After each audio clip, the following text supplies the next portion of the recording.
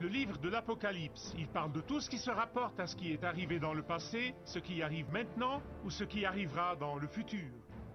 Je sais que vous ne voulez rater aucun de ces messages. Nous devons faire très attention concernant la motivation d'étudier et de lire le livre de l'Apocalypse, parce que l'Apocalypse nous donne une nouvelle vision pour changer nos vies ici et maintenant.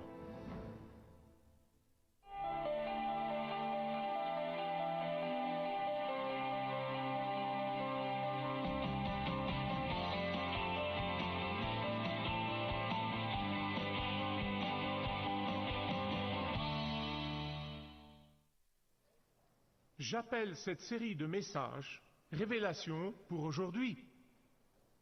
Car si le livre que tout le monde dit est seulement à propos de l'avenir, ne nous parle pas aujourd'hui, nous manquons la plus grande bénédiction. Maintenant, nous devrons être très prudents, nous devons être extrêmement prudents en ce qui concerne la motivation de l'étude et la lecture du livre de l'Apocalypse.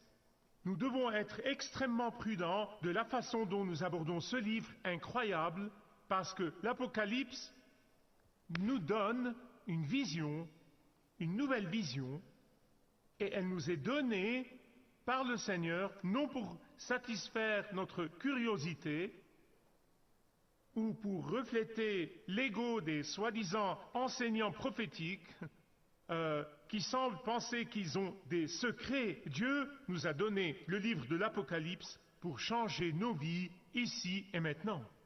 Si votre vie n'a pas été perceptiblement changée au moment où nous terminerons l'étude du livre de l'Apocalypse ensemble, vous feriez mieux d'examiner votre vie.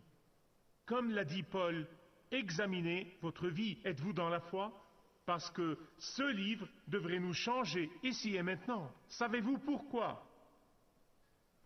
De tous les 66 livres de la Bible, le livre de l'Apocalypse est le seul livre dans lequel il y a une bénédiction associée à sa lecture et à son étude. Non seulement une bénédiction, deux bénédictions. Elles sont presque comme des serre-livres. Vous trouverez une bénédiction dans le chapitre 1, verset 3, et l'autre dans le chapitre 22, verset 7. Maintenant, je suis personnellement convaincu que parce que le Seigneur est fidèle à sa parole, la bénédiction nous appartiendra. Alors, quel est le message de l'Apocalypse? Quel est le message central de l'Apocalypse? Écoutez attentivement, si vous prenez des notes, je vais parler un peu plus lentement pour que vous compreniez. C'est vraiment dans le chapitre 1, verset 19. Écris donc ce que tu as vu, ce qui est et ce qui va arriver ensuite. Le concept de regrouper le passé, le présent et l'avenir ensemble est l'un des concepts les plus importants dans la Bible. Laissez-moi expliquer ce que je veux dire. La Bible nous enseigne que nous avons été sauvés dans le passé. Au moment où vous avez dit oui à Jésus, vous avez été sauvés. C'est le passé. Nous continuons à être sauvés chaque jour et nous serons éternellement sauvés. Vous voyez cela? Passé, présent, futur. Me suivez-vous? La Bible dit aussi que nous avons changé dans le passé. Je me souviens du jour où j'ai donné ma vie à Jésus-Christ. Je veux dire, le ciel était plus bleu, le soleil était radieux, toute ma vie a été bouleversée.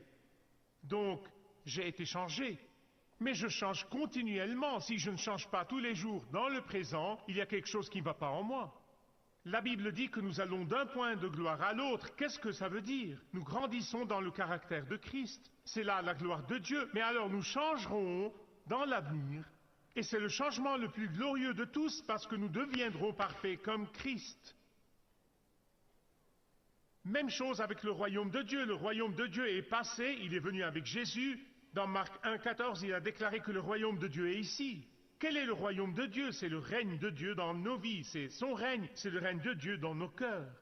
Donc le royaume de Dieu dans le passé était Jésus, le royaume de Dieu est maintenant, ici, régnant et gouvernant dans nos cœurs chaque jour, et le royaume de Dieu va venir quand Jésus règne et gouverne devant nos propres yeux perceptibles.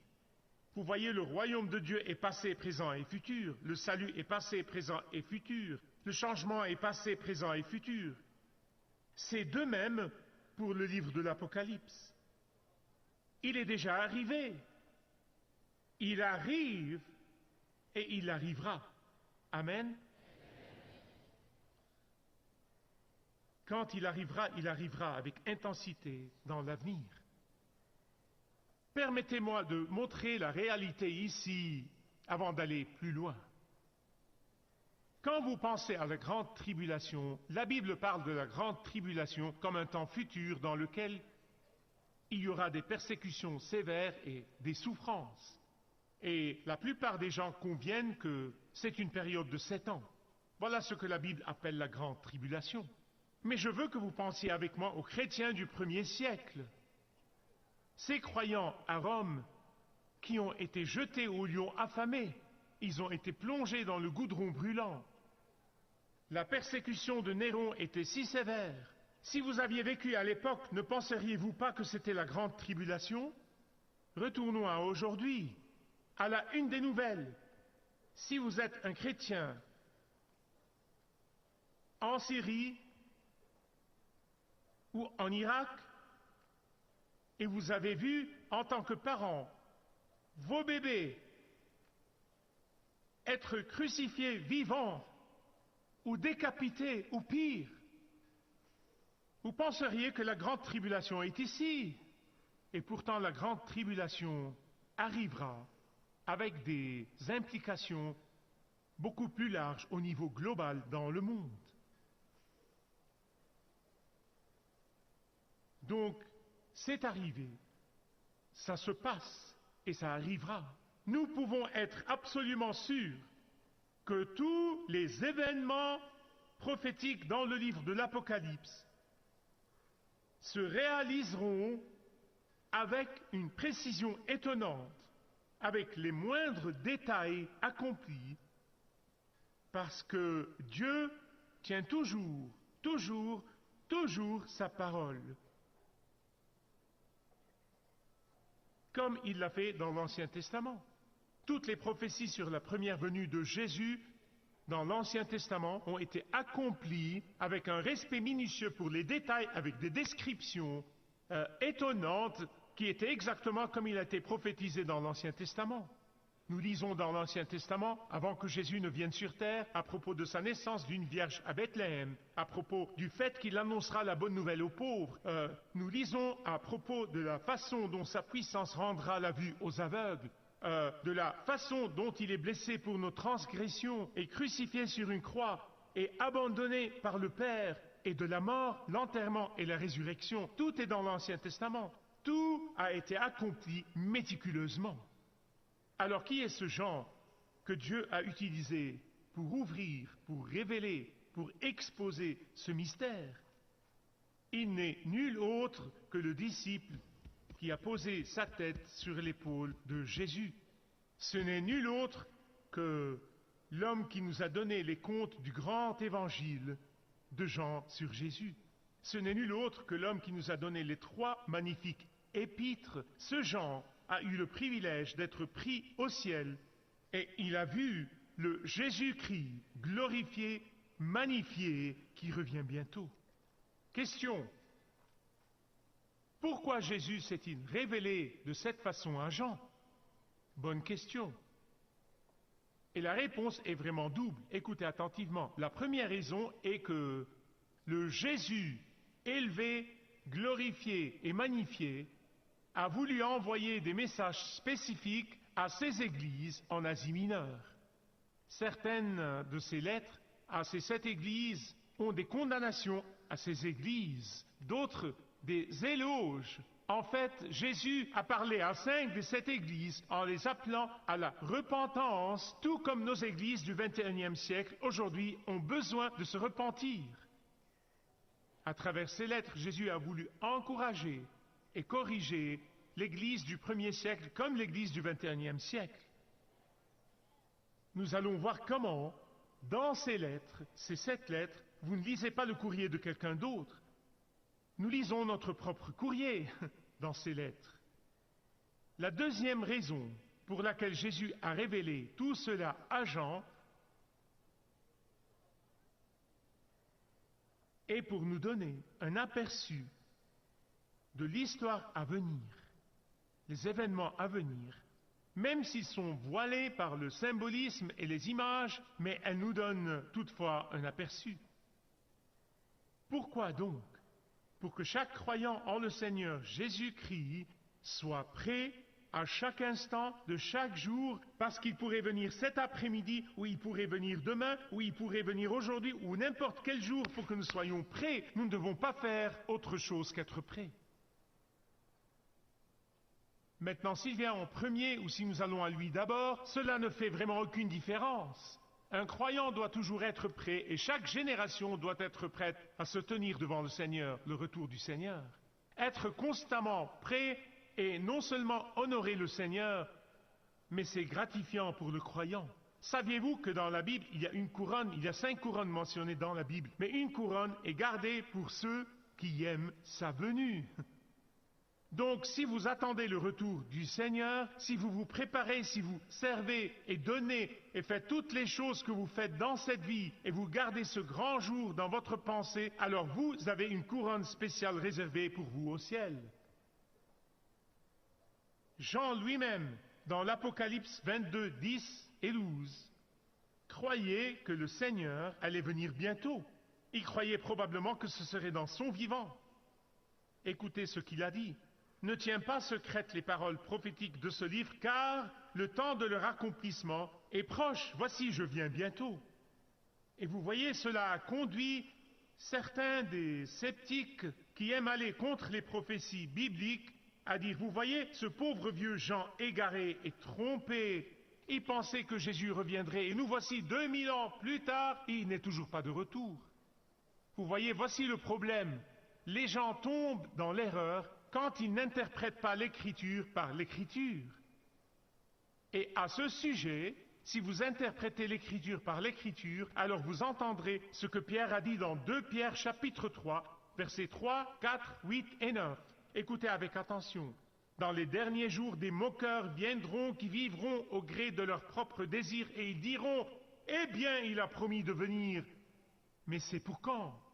Nos ancêtres sont morts et rien n'a changé depuis que le monde est monde. Voici comment il continue. Mais il y a un fait que vous ne devez pas oublier, mes chers amis. C'est que pour le Seigneur, un jour est comme 1000 ans et 1000 ans sont comme un jour.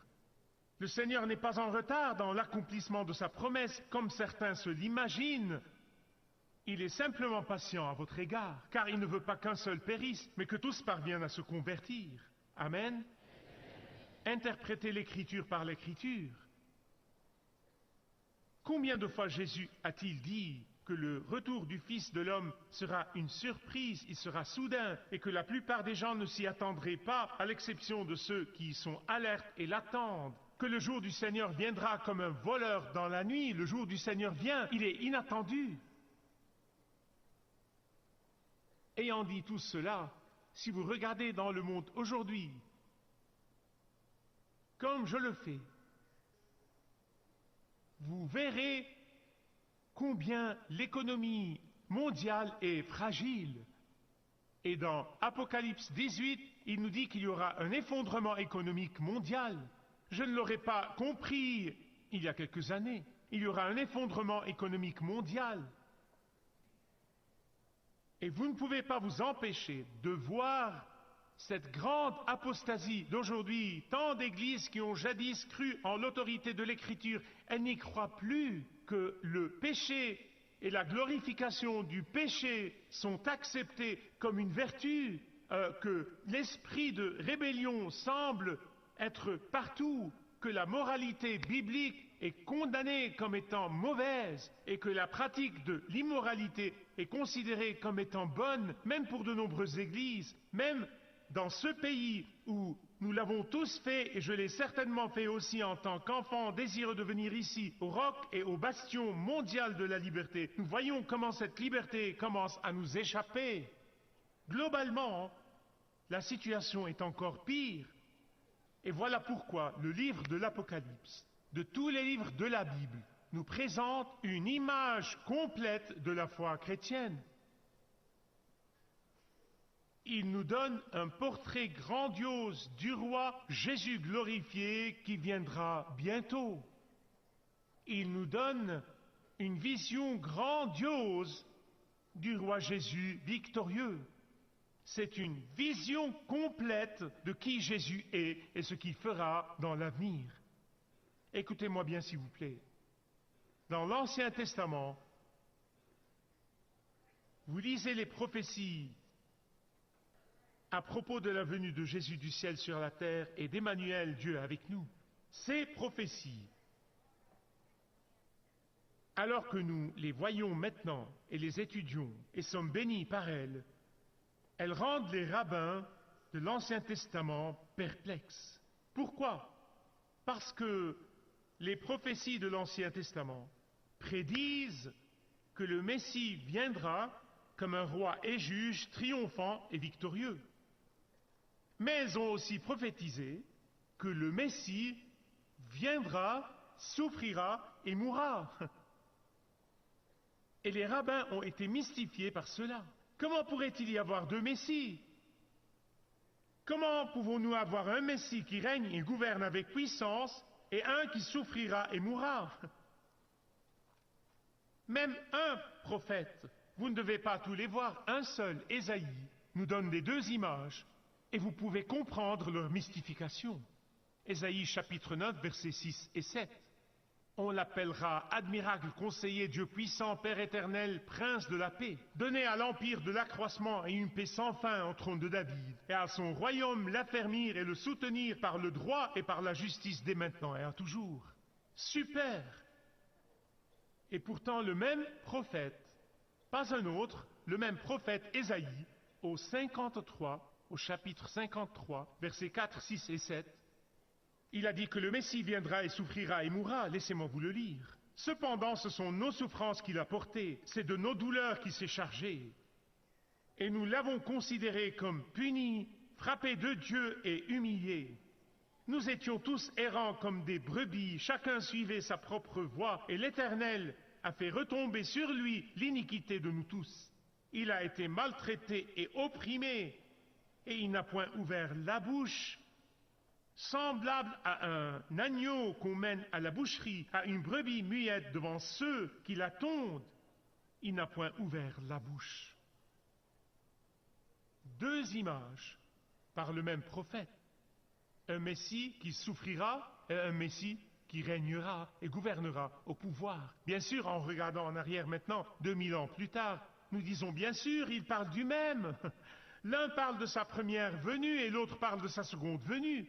Mais voyez-vous, pour ces rabbins, ils ne voyaient pas cela, ils ne vivaient pas dans notre temps. Et par conséquent, ils discutaient tout ça de nouveau, et puis les populistes allaient d'un côté ou de l'autre. Certains croyaient au Messie qui souffre, autres croyaient au Messie qui règne victorieusement.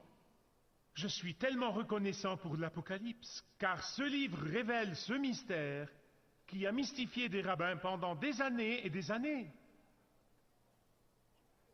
Maintenant, dans ce message d'introduction, je veux vous dire la vérité.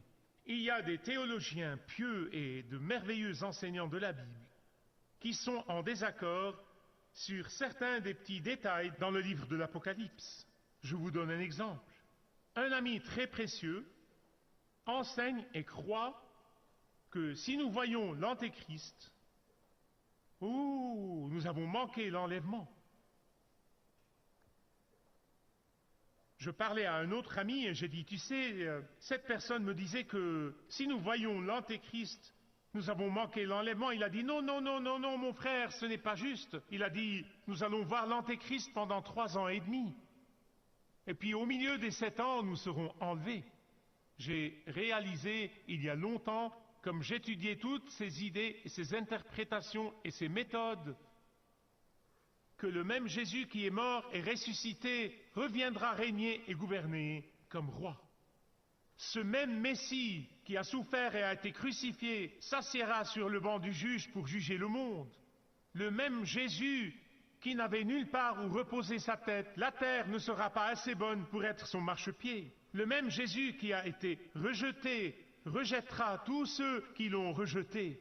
Ce même Jésus qui, maintenant, à l'heure actuelle, en ce moment même, a les bras ouverts et dit « Venez à moi et je pardonnerai vos péchés. Repentez-vous et je vous donnerai la vie éternelle. » Et le même Jésus qui accueille tout le monde maintenant, et le même Jésus qui va fermer la porte et la possibilité disparaîtra à jamais.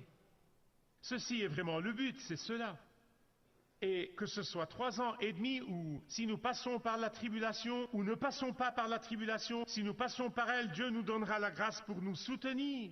S'il ne le fait pas, et il arrive tôt, j'espère que ces gars-là ont raison de toute façon, parce que je suis une poule mouillée comme le reste d'entre vous.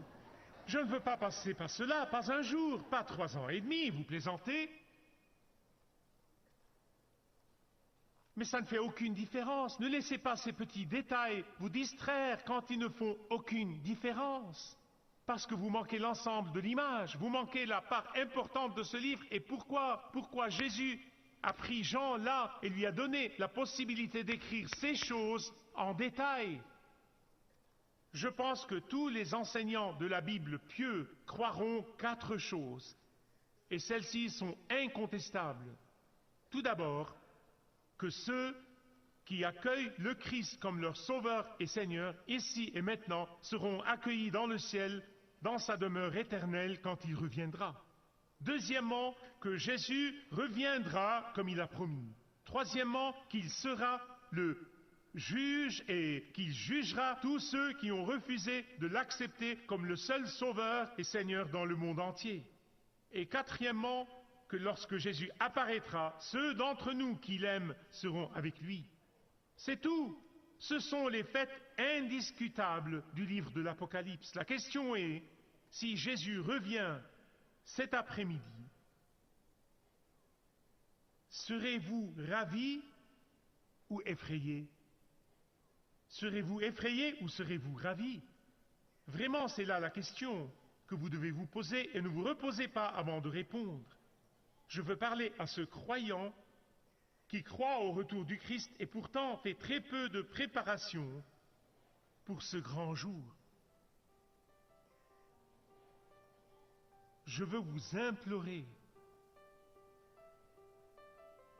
faites l'examen de votre vie et commencez à préparer et planifier quotidiennement. Il y a des gens qui prennent le temps de planifier des vacances ou même leur retraite plus qu'ils ne préparent pour ce qui durera éternellement pour toujours et toujours et toujours. Merci de regarder ce programme.